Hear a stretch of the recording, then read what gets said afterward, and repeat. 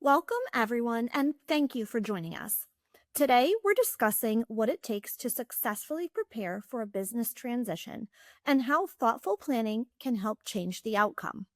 Joining us are Matt Kulp, Senior Vice President of Wealth Management at Hub International, and Jeff Dye, Vice President of Wealth Management at Hub International. As part of Hub's Business Owner Advisory Team, Matt and Jeff work with business owners to help align their financial, personal, and business goals while preparing for one of the most significant decisions they'll ever make. Throughout today's discussion, Matt and Jeff will walk through Hub's 4-step business transition planning process, covering everything from defining your vision and preparing financially to understand business value and building the right advisory team. They'll also share practical insights into the common challenges business owners face and why starting the planning process early can make all the difference. Matt and Jeff, thank you for being here. Let's get started. Welcome. Thank you for joining us today for our second virtual business owner roundtable workshop. My name is Matt Kulp, Senior Vice President here at Hub Retirement and Wealth. We appreciate your time today. We're going to dig into our topic on change the outcome, and we'll dig a little bit more into that.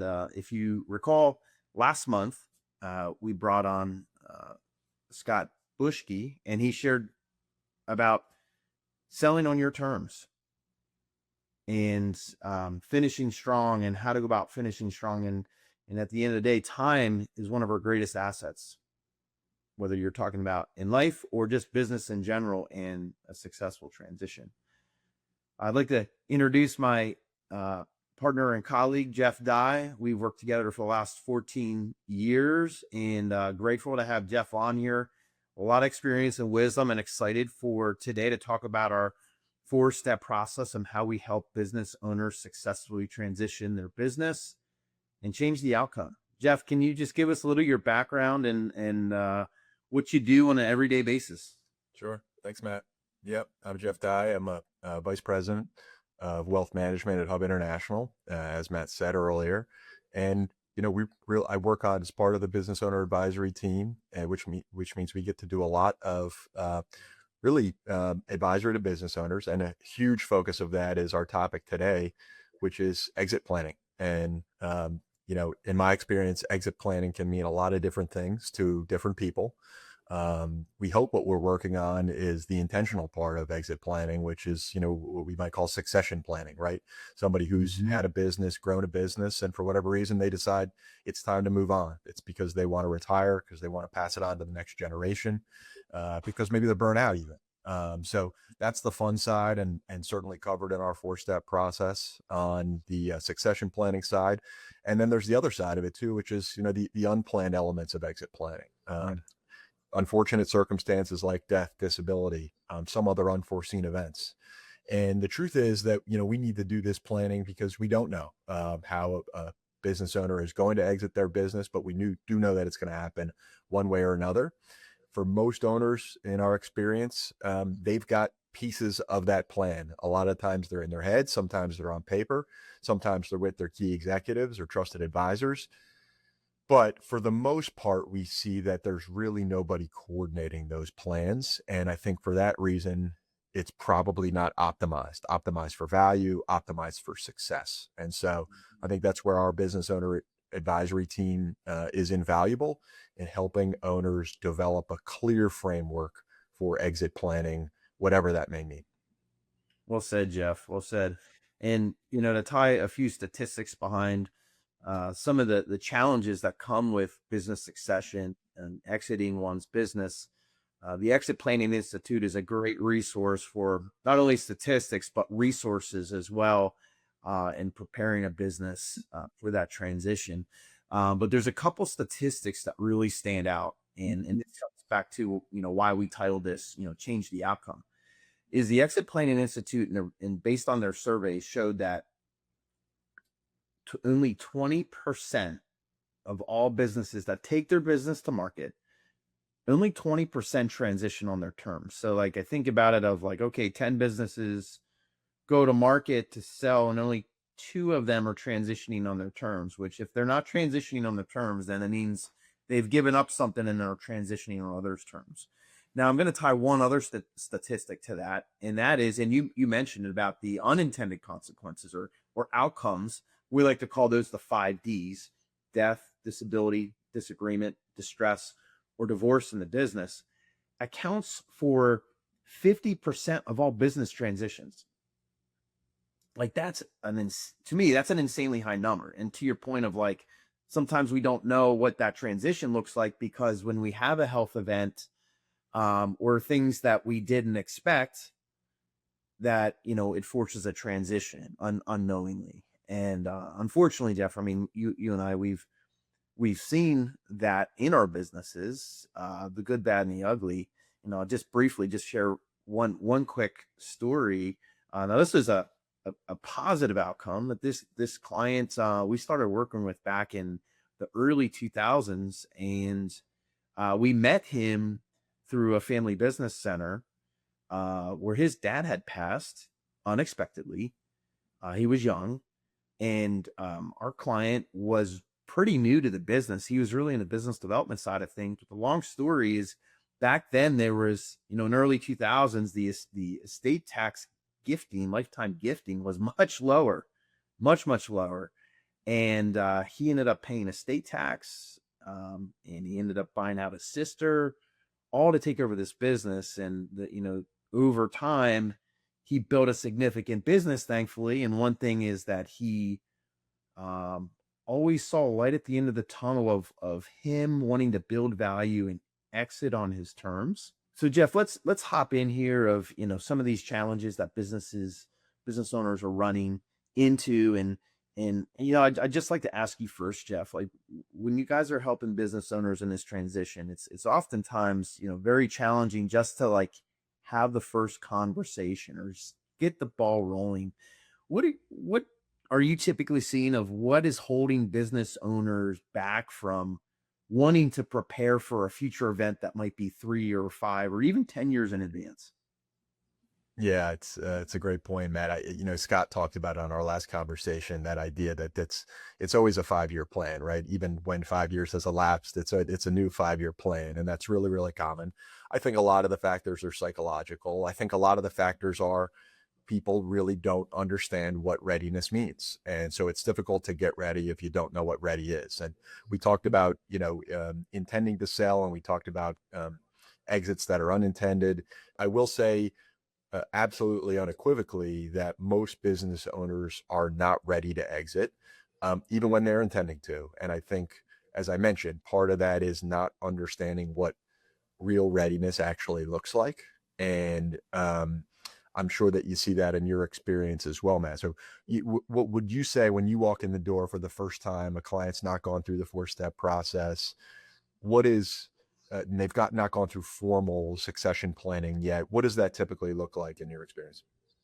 Yeah, so I'll say, just, kind of big picture, we can help clients on any time frame to that transition, right? I find, though, that if it's a business owner that's within 1 year of wanting to transition, oftentimes there's not been enough preparation work on, I'll say, the mindset or the next chapter thinking about what's life going to look like on the other side of this. Meaning, the day after the business transitions, whether it's to family or whether it's to non-family, what's your schedule look like? Like, what are you going to wake up and be doing the next day? Now, in some cases, right, depending upon what's in the agreement, it might be back in active in the business, but oftentimes, especially with an external buyer, a lot of times, we know that might be a 1-year period or less. And a lot of times we see challenges that come in with that. So, if we start to dig into our first step here, and I want to share our 4-step process is, step 1 is starting and ending with a vision. And especially for founders in a business, they saw a vision of what something could be. And that something was a business that they created, they grinded in, right? They were probably at one point doing everything, building the website, all that good stuff, which, you can build a website now today in like 30 seconds with AI. But, hey, back 20 years ago, it took a lot of effort, but you build a business and it takes a lot of effort to do that. And, coming towards the end of a business, it's a whole different mindset around what the business owner needs to do. Right. And, starting ending with a vision, I think of it first of like, all right, Mr. or Mrs. Business Owner, like when you have 50 more or plus 50 or more hours back in your day, what are you going to do with it? What are you going to do with it? And oftentimes like a first is like, oh, well, we'll play golf or like it's some kind of activity. And I'm like, yeah, you'll do that. But like that doesn't like provide you value.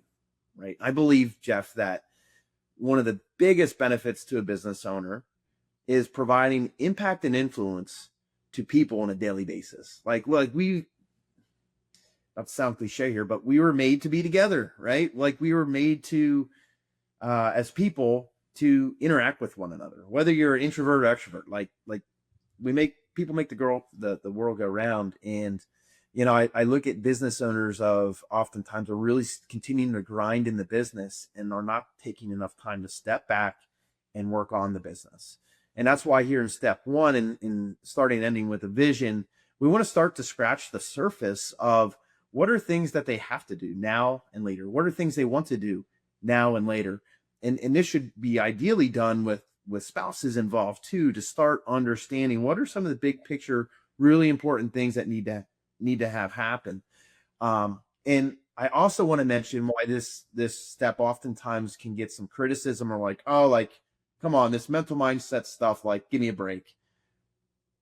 I want to tie some valuation pieces, which we'll talk about in step 3, but valuation pieces is, we do a lot of work with investment bankers. And one of the biggest issues we hear about is that the business owner's too integrated in the business on the daily operations and has not peeled themselves out of the business. And a buyer, especially external buyer, has, when that occurs, we call it the hub and the spoke. That risk level can go up if that business owner plays a important role in daily operations of that business. The hub and spoke is like if the business owner is the hub, all the employees are the spokes, and all the decisions have to go in and out of that business owner. If that business owner is not able to slowly extricate themselves out of that business, that can actually reduce their overall value. Sounds silly, but hey, like there's life and death. We're not going to be a business owner forever. Like there's going to be a transition at some point, and that questions whether it's on our terms or not. But the earlier we can do this work, we can start to get the business owner to start to think about the next chapter. We can start to get the business owner to start to slowly pull themselves out of the business, allow the leadership team to start to step up. Yeah, they're going to make mistakes, but start to step up and take leadership opportunities. And in that process, you might find that, hey, some of the people you thought were leaders, maybe they aren't the leaders you thought, right? There's a lot of value in having a time frame. Maybe that's 3 or 5 years to allow those people to step up into those new shoes and see if they can run in those new shoes. And it's again, coming back to time being an extremely important asset. If we can pull that business owner out of the business, ideally we love to see the business owner get to a point where they take a month away from the business without phone calls, without checking emails. They pull themselves out of the business and allow the business to run itself. Now, I don't recommend doing that like after you just hear about this from us today. It might be like jumping into an ice cold pool. It might not go over really well. This is something that you step into over time, but is extremely important because it helps the business owner think about the next chapter, actually start doing those things. It's not like that 30-day period. It's not a 30-day vacation. It's actually get involved in other things, whether that's charitable, whether, that's relational, spending that intentional time, but then also allowing the business to run on itself to see where there might be gaps. Yeah, Matt, one of our colleagues, one of his favorite sayings is begin with the end in mind, right? And that's exactly what step 1 is all about, is defining what you want out of this process, what would be a successful outcome. And the sooner you can put that on paper, I think the easier it is to get get the real work started, but this is an important first step. And I do think that's what's holding a lot of people back, is not being able to define that clearly. The owners that we work with are almost always the visionaries, the decision makers. They've got their hand in everything. And for them, stepping back is very, very difficult because it's a huge part of their identity. It's a huge part of, I think they're, like you said, it's what they love to do, and that's why they're doing it.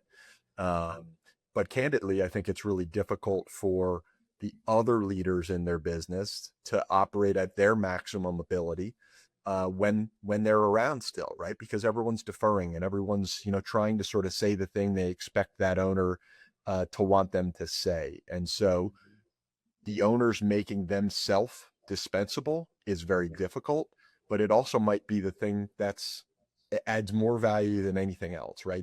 Wherever buyer comes in, whoever it is, they want to be sure they're buying a great business, not a person. And so I think this readiness and visioning, really, really important to sort of set the course of where the rest of the planning goes. And of course, so we talked about the readiness and the vision, and then the step two is really where we start designing that plan, right? Like the actual guts of the plan. And there's a lot of different components. We call it the financial blueprint. And it starts with the personal financial plan, right? What are the owner's assets? Not just the business, but their other assets, their savings, their retirement, their cash, their investments, their personal real estate. Maybe they got a couple homes, maybe they got investment real estate, maybe they got private investments.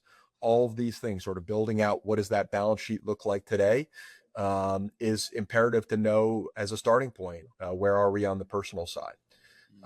Reviewing the estate plan. That's their wills, their trusts, their powers of attorney. Do they reflect the current intent and circumstances? And I think that's really important to say, because for so many people, when we get engaged and we're doing our first look and we say, send us your documents, or have your attorney send us your documents. Well, one, they haven't talked to the attorney in 15 years. And generally speaking, those documents were last reviewed when the business was a startup and their kids were toddlers. And they put something on paper and they check the box, and that's great. But the likelihood is that the circumstances and intent are a lot different today than they were when those documents were written. And that's not meant to be discouraging. It's meant to say, okay, let's get back to the drawing board on, when the balance sheet was very small, and, if me and my wife passed away, we were passing along very few assets. Those assets went to trusts for the kids, and the trusts, were to get distributed at age 25, 30, and 35 or something like that. That was a perfectly fine plan back then. But now we got a big business with a lot of value, and the kids are probably not at an age where that should be distributed to them all at once at age 30. It's probably not efficient from a tax standpoint, and it's probably just not prudent, right, for everyone's well-being, for it to happen that way all at once. So review of the estate plan is critical, and it's something where there's almost always, I think, opportunities for improvement. Then we go and we do the same thing. Oh, sorry, Matt, go ahead. Yeah, no, I wanted to ask you here on, preparing a financial blueprint, that we talk about scenarios and being able to run many different types of scenarios, whether like trusts are involved or selling at a certain business value after taxes. Can you just talk a little bit about, when we look at the rule of 72, it says that, if you take your rate of return, or you divide 72 by your desired rate of return, it tells you how quickly an asset will double, right? So, if the example is, if, you get a 7% compounded rate of return, you're going to double in 10 years.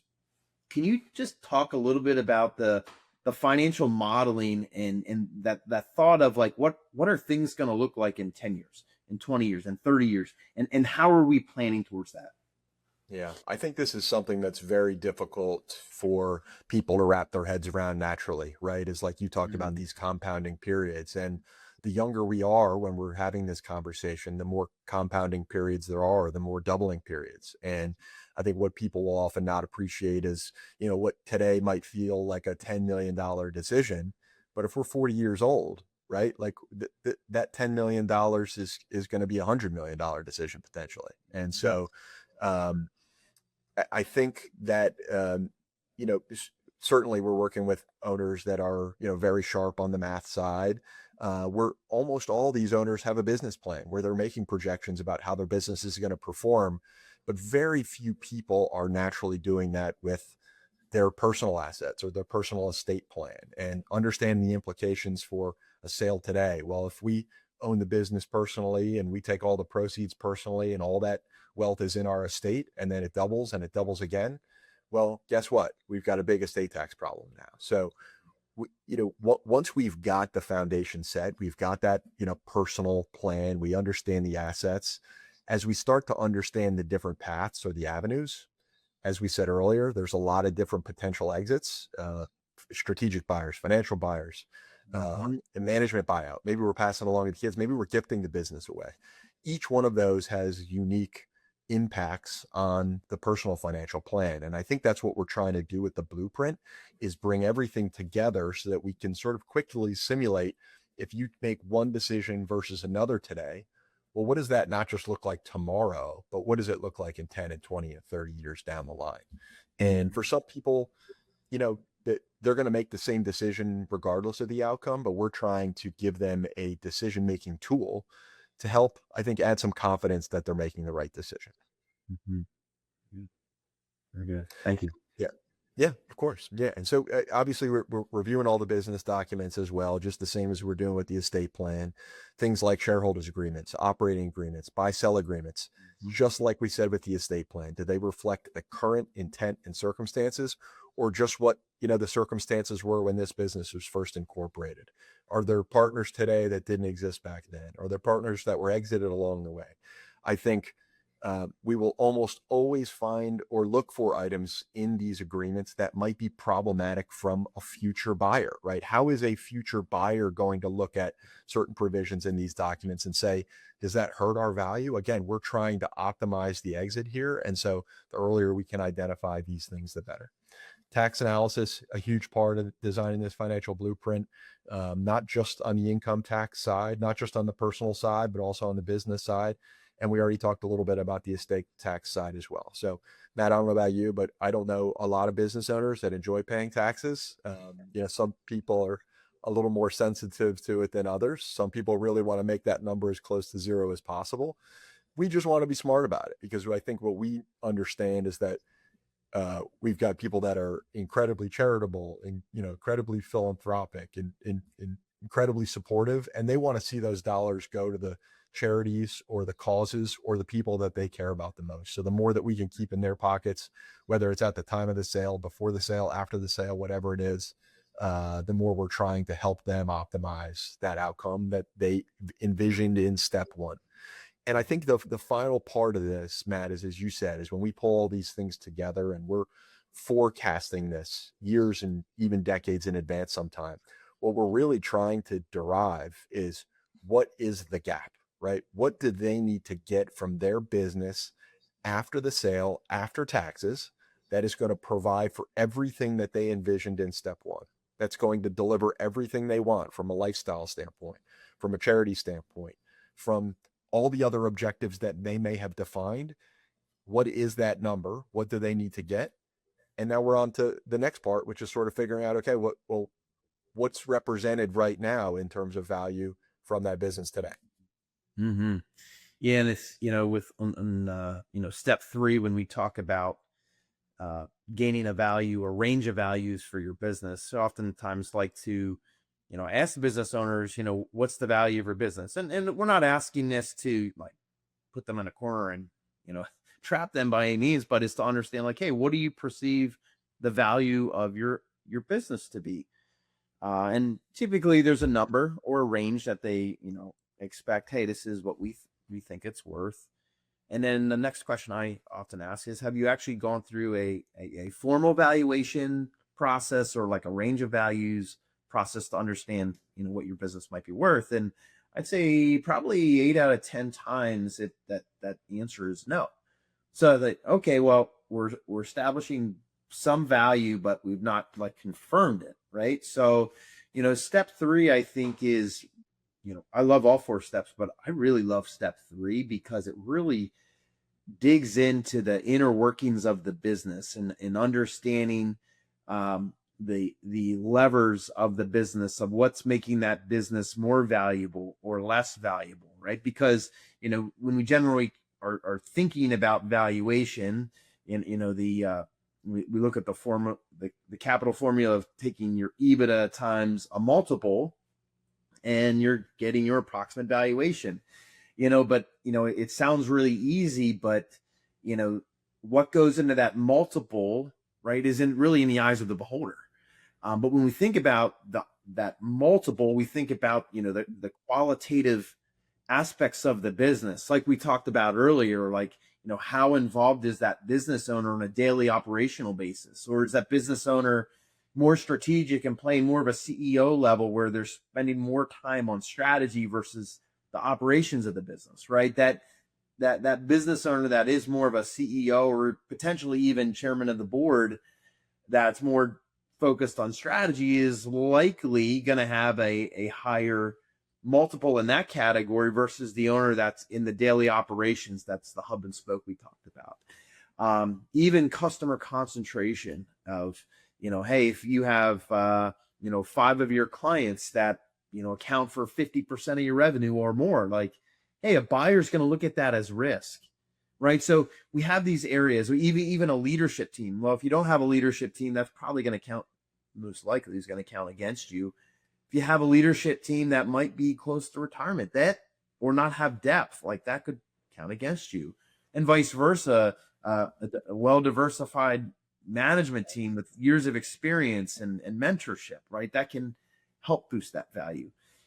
That's the one thing I love about digging into I'll say a range of values, fair market value, understanding, when we say range of values, people are probably here sitting there thinking, listening to this, saying, what the heck do you mean, Matt, by range of values? Well, range of values, you're looking at different aspects of who that buyer might be, right? So like, Jeff, if you have a family member that wants to buy your business versus potentially a financial buyer, like those valuations are going to be completely different, right? Based upon that multiple and the cash, business from the cash flow from the business having to fund the family buyout versus, a financial buyer having different access to capital than that family's going to have, right? They're completely different. So understanding that universe of who buyers might be is huge, especially for a business owner to understand what that universe of buyers looks like, 3 years in advance versus 6 years in advance, can help as far as planning out, what is your 3-year strategy for your business, and how are you promoting your leaders up through the business? How are you pulling yourself out of the business? But I love that this part of the planning, and it also ties in, Jeff, the financial blueprint work that you talked about, right? So if we have a business owner that is going to need some level of equity from his or her business, well, man, it'd be a good idea to understand that range of values of what your business is at right now, to understand net after taxes. Is it going to be enough to do all the things you want to do, help your family, future generations, help the charities you love, and pay as little taxes as possible? Is it going to be able to do all those things, right? That could be a humbling event if you do that a couple months before wanting to take your business to market, right? We limit our options versus if we're 3 or 5 years out, we have a lot more options to be able to figure out where there's what we call value gaps. Value gaps are the areas in your business that if you can close those gaps, are inherently going to be increasing your value, like we talked about earlier. So tying that financial blueprint together in the fair market value is critically important. So Jeff, I'd like to understand, if you wouldn't mind sharing just some of your experiences on how valuation has played a role into the financial blueprint of, thinking out like, hey, if business is valued here, if we have the plan and we're looking out 10 or 20 years, what are some of the techniques that you guys have seen where maybe the business value comes back and it's a lot more than we expected? Yeah, well, that's a great problem, and we love when that happens. There's no question about that. I think you're right, though, Matt, and because the emphasis is on that this is not about establishing a singular number, because there are so many things that aren't in our control. It's about gaining a broad understanding of what the business might be worth. Because oftentimes the owner is coming to the table with a number that they think it's worth, and it is a singular number. And it's difficult to know, right? If it could be market conditions, it could be the type of buyer, it could be the type of sale that they're pursuing, but it's difficult always to assess if that number is viable or not without doing, going through a real valuation process. I think the other thing you said is that it identifies what those areas of opportunity are, right? So we can immediately say, what are the levers that we need to pull if there's a negative gap between what we need to get out of this sale and what we require to achieve everything that we envisioned in step one. I think when the opposite is to occur is, maybe we've got an owner that, maintains a relatively, modest lifestyle, or there's not much that they want for, or the business has just been so wildly successful that the numbers are so big that they really can't even wrap their head around it. I think it does become an exercise, probably a little bit more in legacy and dynasty planning, right? Is that everything above that wealth gap number is sort of the opportunity for planning, for avoiding taxes, supporting whatever the causes that they want to support are, and doing it in a way that's efficient. So I think that probably lends itself to more time, frankly, with the estate planning attorneys or attorneys in general. But it also gives the seller, or the owner in this case, more flexibility in the buyer that they pursue. And so we all of our owners are, they feel really strongly and paternalistic towards their employees, their key employees, their management team. They all believe they've got the best people on the planet. We love that. And, there are certain owners that say, well, I don't need to maximize the absolute top dollar value of this sale. I want to make sure that I'm finding the absolute right fit, a buyer that has the right culture, a buyer that's not going to come in and gut the employee base that we have now, because there's duplication and them rolling up companies like ours. And so I think it more than anything, it provides them flexibility in how they choose to pursue a sale carefully, and one that is really both right from a financial standpoint, but maybe even more so from a cultural standpoint. Mm-hmm. Well said. So Jeff, moving on to our step 4 here, which is collaboration with the advisory team. Sometimes we can call this the deal team, depending upon what phase we're at in the planning of the business. Can you just share with us a little bit about, what does it mean to build your advisory team? What does it mean to have an advisory team collaborate? Like, it sounds great, but what does it look like?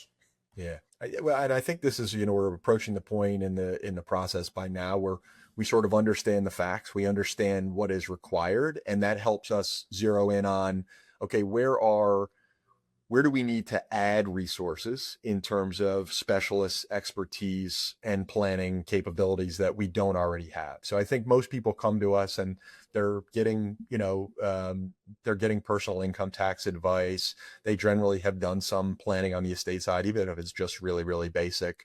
Hopefully they're getting planning from someone in our field of profession, which is on the wealth management side. And certainly, I would hope that they're getting some advice on the sort of risk management side as well. And so those are sort of the table stakes, I think. And again, most people have those areas covered.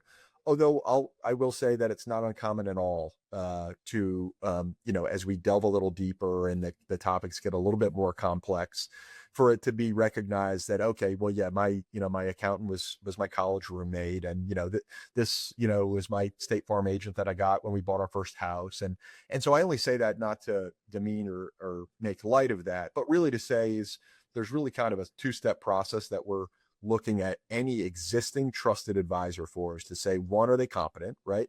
And when I say competent, I don't mean like as a person, but I mean, are they competent at the values and the strategies that we're looking at for your personal circumstances, or have you potentially outgrown them? Because that's certainly the case. We worked with a client, this was, maybe 10 years ago. She was a third owner of a biotechnology firm. They got approached with a really sort of enormous sale by a publicly traded company that wanted to buy their firm. And she told us that she was working with an H&R Block advisor. And so that's, no disrespect to H&R Block, but I'm going to imagine that the person who was preparing her taxes was not doing returns for people that looked like her at all, right? It was probably more of a main street approach. And so we knew we needed to sort of transform the type of income tax advice that she was getting. So one, making sure that the people in the existing trusted advisor seats are competent. And the second, that they're collaborative. I think it's very common for professional services practitioners to work in a silo, right? They're focused on their lane and they're staying in their lane, and they're really not worried or thinking about what's happening in the other aspects or elements of their client's life. So if they know what they're doing, if they can handle this type of work, and they're willing to work with the other advisors on the team, which is, the whole purpose of the conversation. And I think beyond those sort of core competencies, as you're talking about, taking your business to market. Now we got to start thinking about things depending on the size of your business. Like, okay, do we need to interview business brokers or investment bankers? We're going to need somebody to do some sell side due diligence. It's going to represent us in these negotiations, right? We need people that are really well versed in the actual technical elements of the transaction. Most business owners that we meet, that we're engaging, that we're walking through steps 1 through 3 with, they've never met these people yet, right? There's lots and lots and lots of professionals out there that do great work in this. The other thing we see from the owners is that there's some reluctance, whether it's reluctance to bring new people into the circle, whether it's some reluctance or an idea that we're going to add cost to the deal. Our advice to them is that this is probably one of the most common mistakes, and that every one of these people that they're interviewing today for a discipline that they don't already have, they should be adding value to the deal, not subtracting it. And we really believe they will. I think in one of our previous conversations, there was a discussion about, you wouldn't go to your cardiologist and, ask him for advice on, the orthopedic side. And I think this is very much the case, or that's a great analogy, is all these people have a specialty or discipline, and we want them to focus on their specialty, but do it collaboratively. And so there's no question we can connect you with the right people if they're not already in the seats. We're happy to do an evaluation of the current advisors that you already have. That's a very common ask from sellers that are going through this 4-step process, is help me evaluate, my current advisors. We don't know what we don't know, but you know what the market is. Tell us what they're doing or not doing for us that they should be doing. And so our role in this is not to displace anybody for the, just sake of replacing them. We want to help you evaluate those advisors. We want to help you build the team and add to it in places where you don't already have it.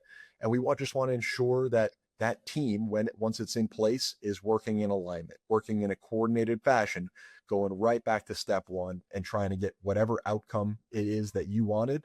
We're all rowing in the same direction towards those goals, which have more or less by this point already been documented. And Jeff, you said, get that team in rhythm.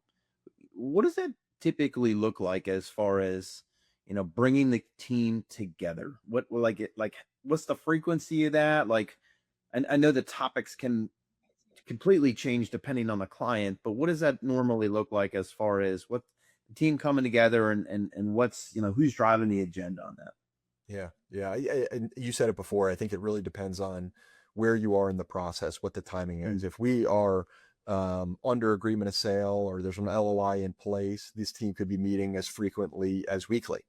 If you are in the very early stages of succession planning, these might be semi-annual meetings of the team, right, to sort of strategize and brainstorm about different techniques that might be beneficial for the client or changes in law.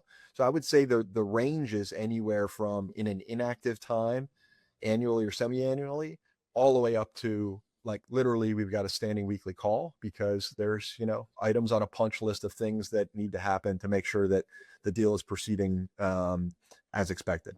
I think the one thing that we emphasize continuously is that the earlier we start this planning, the earlier we can get this team in place, the earlier we can get some of this foundational planning done, whenever that end point is, whether it's 3 years, 5 years, or 50 years, right? We think the more of this we can get done in advance, the better. Matt, you mentioned it earlier, right? When the client comes to you and they're trying to sell this year, that makes this whole process much more difficult, and because it really does have to be rushed, and there's fewer opportunities to plan than if we're doing it far in advance. Yeah, agreed. And the thing I love about bringing the advisory team together is that it's surrounding the business owner versus the business owner being the go-between, right? Like, oh, hey, this advisor said this, right? And it's like that old game. Well, I think it's old probably because we're a little bit longer in the tooth, Jeff, is that whisper down the lane, right? Where you line up 10 people and you give a message to one, and by the time it gets to the end, like the message is completely different, right? And, I think about, we talked about earlier about working on the business owners over time, slowly removing themselves from the business to work on the business, work on strategy. This is part of that strategy. This 4 steps we talked about is working on the business. But sometimes that means that there might be, from a gifting perspective, could be tax related, that, it's not something that they're doing every day, or they're a subject expert on, but bringing the team together can help them understand it, but not have to communicate it between advisors. And, there's huge value in effective communication, right? That's, this is a big deal. So Jeff, we're going to continue to move on here. We have some questions that have come in. But before we do that, I just want to share 2 things. The first is after today, those who have attended here, you are going to receive our business owner readiness assessment. And the business owner readiness assessment, it's 20 questions. It'll take you 5 or less minutes to go through it. Upon taking that assessment, you will receive it in your email, and it's going to show you how you stack up on your readiness. It talks about the 5 categories of transition that every business owner is going to go through, whether you're transitioning to family or non-family, outside buyer. And that's business readiness, personal readiness, mindset readiness, tax readiness, and legal readiness. So, which we'd love to have a conversation with you after you complete that. Item number 2 is, I'm just going to share a screen here again, and just our upcoming calendar of events. So as we mentioned last month, if you didn't get a chance, you can go back and watch Change the Outcome in what Scott Bushke had to share on the value of time and value in your business, getting it ready to for sale. Today we're talking about the next. I'm sorry, bear with me. Finish Strong was in our July last month, and today's the Change the Outcome. And then next month, we have the Next Chapter Mindset, where we're going to dig a little bit more into the importance of planning for the next chapter. And in October, Practicing Vision with Wayne Herring.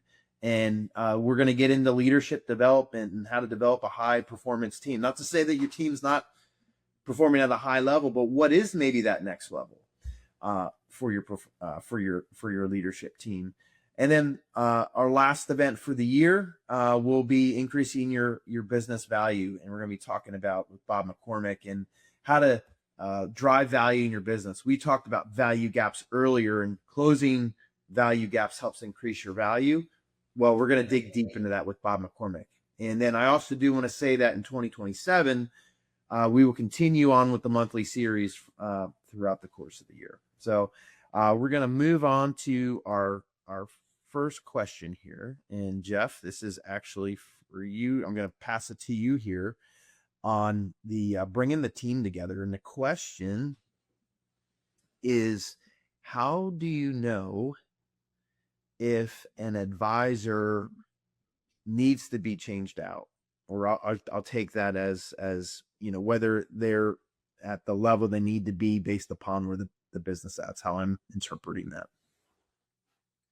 Sure. Yeah, that's a great question. And as I said earlier, it's a really, really common question. It's one that we get all the time. We go right back to that 2-part test, right? Are they competent and are they collaborative? And it's really as simple as that. Now, I know it's easy to say, are they competent? Yes or no.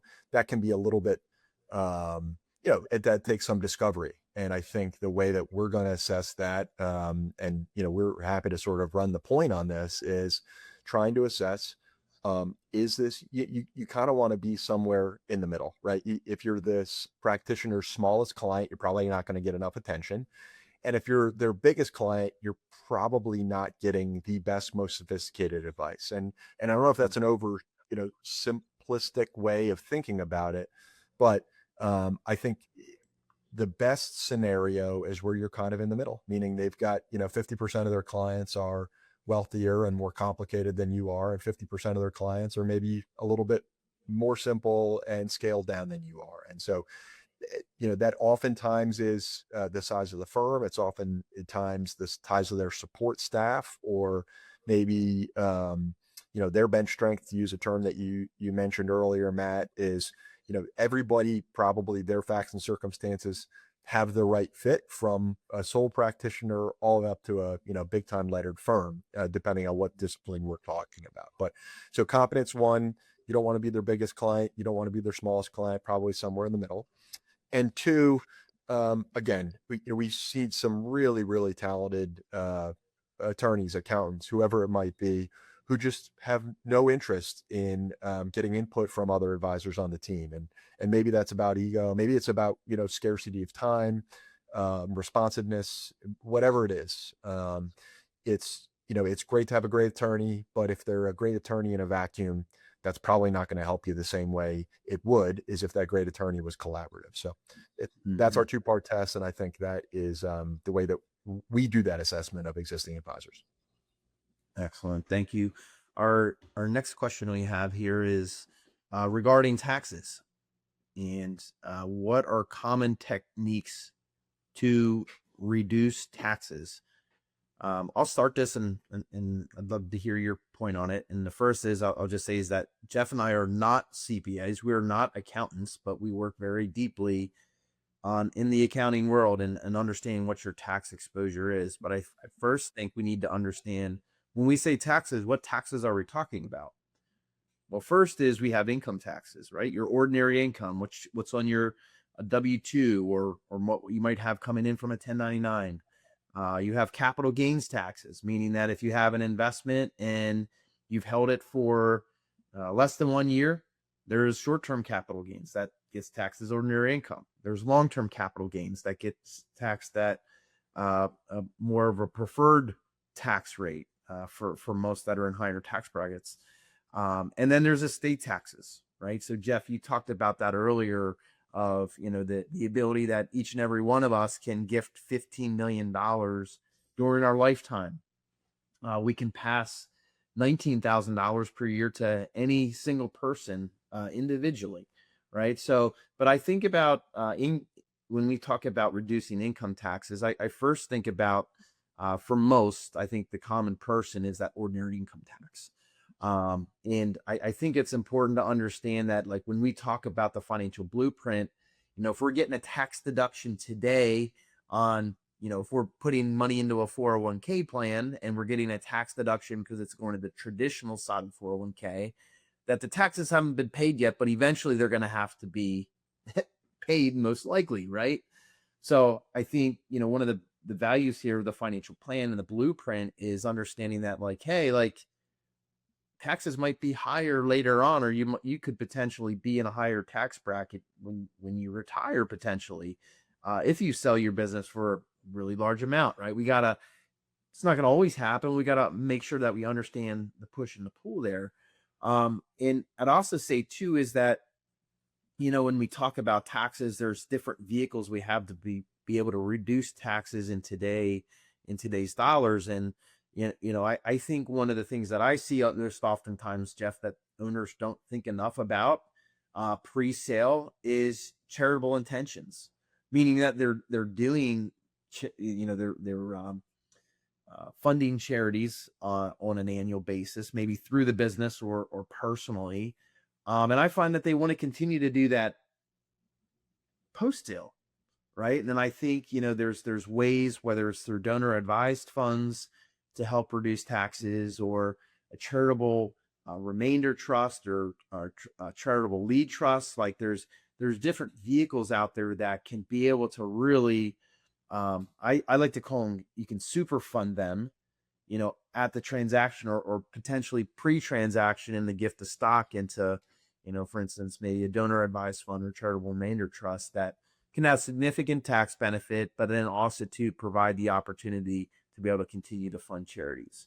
And then, one other, and I'm going to speak to this because I've got a couple cases we're working on right now, is on the estate planning tax side of things, and looking out as far as what values, where the value of the business or the overall state could go over time is, in a business, especially in an S corp, I think that ability to have voting and non-voting stock, and being able to potentially use a minority stock value, or where we can get a discount on stock because of maybe being my minority ownership and marketability discounts. There can be a lot of potential value there with a really well knitted plan, which obviously obtaining a valuation can help us understand that in interaction with the CPA. But Jeff, I'd like to hear from you. Just what are some of your thoughts when we think about reducing taxes? I think you hit on it perfectly, Matt. There's a playbook of techniques, I think, for whether it's from the income tax side, from the estate planning side, that are available to you, certainly in the year of the sale, right? Any year where you're going to have a big gain, like you might from the sale of the business. There are, I think, some additional planning opportunities that may not exist in a typical year. Matt, you already mentioned some of them, like a donor advised fund or a private foundation. On the income tax side, super funding them. Some of the accountants call it bunching strategies, where you say, well, we know we're charitable, we're going to do it every year. Maybe we pre-fund a donor advised fund with 10 years worth of charitable contributions because we know we can get a big deduction the year of the sale. I also think that on the estate tax side, estate trust planning tends to be something that people move really slowly on. And I think that's prudent to do because they're big decisions, and there's certainly a sense that you're giving up control and sometimes access. But there are things on the estate planning side where you give up control, but not necessarily access, like spousal lifetime access trusts, which are a little bit of a, have your cake and eat it too situation, where I can put money in a trust. I can get especially at a discounted value, I can get this money outside of our estate and shelter from estate tax, but I still have access to it either during my or my wife's lifetime. And I think those are really powerful tools that are heavily utilized in cases where maybe we want to take a step, but maybe not the whole thing. Mm-hmm. Great points. The one last point I'll leave on this, and is that at the end of the day, the IRS is our silent partner, right? Whether we like to admit it or not. And when we can come together as an advisory team and understand what the tax situation looks like, we can help to maybe reduce the share of that silent partner. And I think that's where this collaborative thinking with accountants and attorneys and our work together can, and even the investment banker, can really go a long way. Okay, so let's take one more question because we're getting close to the end of time here. And I'm going to put this out to you here, Jeff, is what is the biggest mistake owners make when they try to sell without a plan? Yeah, I think the mistake is in waiting too long, right? Is to putting it off, to not anticipating some of the unforeseen events that we mentioned earlier. I think it's the old failing to plan is planning to fail scenario. And so, our advice and, the purpose in doing these seminars in a lot of ways is just to get the wheels turning now, even if it's just taking the first step of sort of doing that readiness thought process and saying, what would I want out of a sale? What would I do if I wasn't the owner of this business anymore? How would everyone else be impacted if I sold this business? What would the next chapter look like? I think, in the absence of an answer to that stuff, you really can't get started. And unfortunately, as you said at the top, there are so many situations that don't go as well as they otherwise could have if there was some thought and planning put into a sale process, so that, if and when that time comes, and it's really not if, it's when the time comes, you're prepared. And sometimes you're prepared and you don't need to be, and that's okay too. But definitely biggest mistake by far is, I think, kicking the can, putting it off for another day, and not recognizing that, it's going to come sooner or later, whether you want it to or not. And the more we can do now, Excellent. Well said. Well said, Jeff. All right. So we are going to end our time today. I just want to say thank you to our audience for tuning in here with us today. Again, please look for that business owner readiness assessment. There's no charge to it. And again, I think you'll like the output of taking those questions and the report that you get. And we'd love to have a conversation with you. And then lastly is, hey, next month we'll be right back here again and talking about next chapter mindset with Laurent Lehman of the North Group. And I know we're in for a great workshop, so I hope you can join us. And again, thank you for your time today.